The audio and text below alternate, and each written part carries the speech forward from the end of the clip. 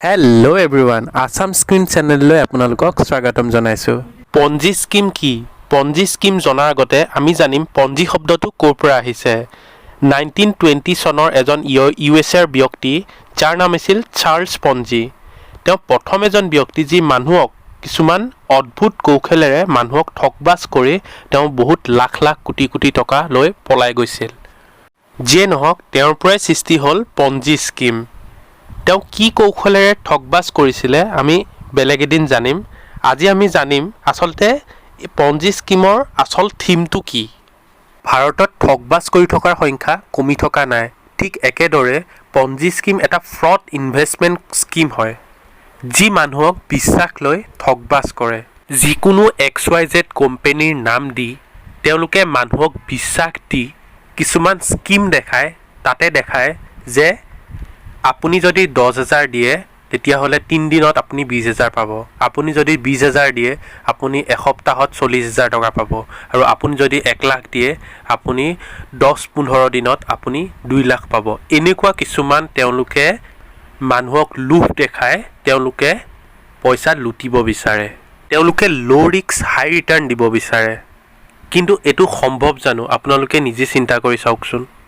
কিন্তু বহুত মানুহ এনেকুৱা পাল্লাত পৰি যাব লগা হয়। পঞ্জী স্কিমে কাম কেনেকৈ কৰে কোৱাৰ আগতে আপোনালোকক জনাব বিচাৰিছোঁ, যদি আপোনালোকে নতুনকৈ চেনেলটোলৈ আহিছে তেতিয়াহ'লে ছাবস্ক্ৰাইব কৰি যাবলৈ নাপাহৰিব, কাৰণ আপোনালোকৰ ছাপোৰ্টৰ বাবেহে মই এনেকুৱাবোৰ ভিডিঅ' আগলৈ বনাই যাবলৈ সাহস পাম। পঞ্জী স্কিমে কাম কেনেকৈ কৰে চাওক। এনেকুৱা কিছুমান ফ্ৰড কোম্পেনীবিলাকে একদম সাধাৰণ মানুহখিনিক টাৰ্গেট লয়। এনেকুৱা ইনভেষ্টমেণ্ট প্লেন দেখাই লোভ দিয়ে মানুহক আৰু বিশ্বাস দিয়ে যাতে আপুনি যদি 50,000 দিয়ে আপোনাক 1 লাখ দিব, 1 লাখ দিলে 2 লাখ দিব। এনেকুৱা কিছুমান বিশ্বাস দিয়ে তেওঁলোকে, আৰু সেইমতে তেওঁলোকে দিয়েও। আপোনাৰ 5 মাহ 6 মাহলৈকে এওঁলোকে পইচাটো দিয়েও। আৰু যেতিয়া বহুতৰ পৰা এনেকৈ পইচাখিনি লৈ পেলাই গোটাই একদম ভাল এমাউণ্ট এটা হ'ব তেতিয়া তেওঁলোকে পলাই দিয়ে। আৰু এতিয়া আপোনালোকৰ মনত প্ৰশ্ন এটা আহিব পাৰে যে এওঁলোকে যে পইচাটো 5-6 মাহলৈকে দিয়ে এইটো কেনেকৈ দিয়ে।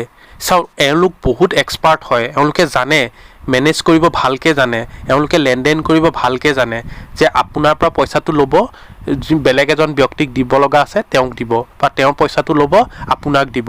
আৰু এওঁলোকে ষ্টকত হওক বা এনেকুৱা কিছুমান তেওঁলোকে লেনদেন কৰে যিটো তেওঁলোকে পইচাটো ভালকৈ কালেক্ট কৰে, আৰু কালেক্ট কৰি পেলাই সেই মানুহখিনিক তেওঁলোকে 5-6 মাহলৈকে দিব বিচাৰে। তেনেকৈ মানুহক বিশ্বাস দিয়ে। বিশ্বাস দি পেলাই যেতিয়া মানুহৰ এনেকৈ পইচাটো বহুত বাঢ়ি যাব, পিছত পইচাটো গোটাই লৈ একেলগে পলাই দিয়ে।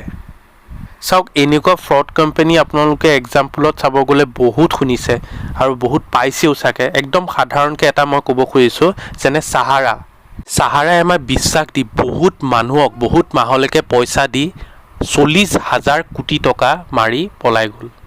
চিন্তা কৰক আপোনালোকে। এনেকুৱা কিছুমান ফ্ৰড কোম্পানী বহুত আছে যিটো আমি এতিয়া পাই আছোঁ, তথাপিও বহুত মানুহে এনেকুৱা পাল্লাত পৰি যাব লগা হয়। সেইকাৰণে আপোনালোক সাৱধান হৈ থাকিব। সাৱধান বুলি ক'লে আপোনালোকে বাৰু এই পঞ্জী স্কিমৰ পৰা কেনেকৈ সাৱধান থাকিব? মই চিয়'ৰ আপোনালোকে যদি মোৰ ভিডিঅ'টো সম্পূৰ্ণকৈ চাইছে দেন আপোনালোকে অলৰেডি সাৱধান হৈছে। কিন্তু ভৱিষ্যতলৈ যদি আপোনাক XYZ কোম্পেনীয়ে যদি আপোনাক অফাৰ দিয়ে যে আপুনি 50%, 40%, 30%লৈকে আপুনি পাব, আপুনি কেতিয়াও এনেকুৱা কাম নকৰিব। আপোনালোক সাৱধান হৈ যাব তেনেকুৱাত।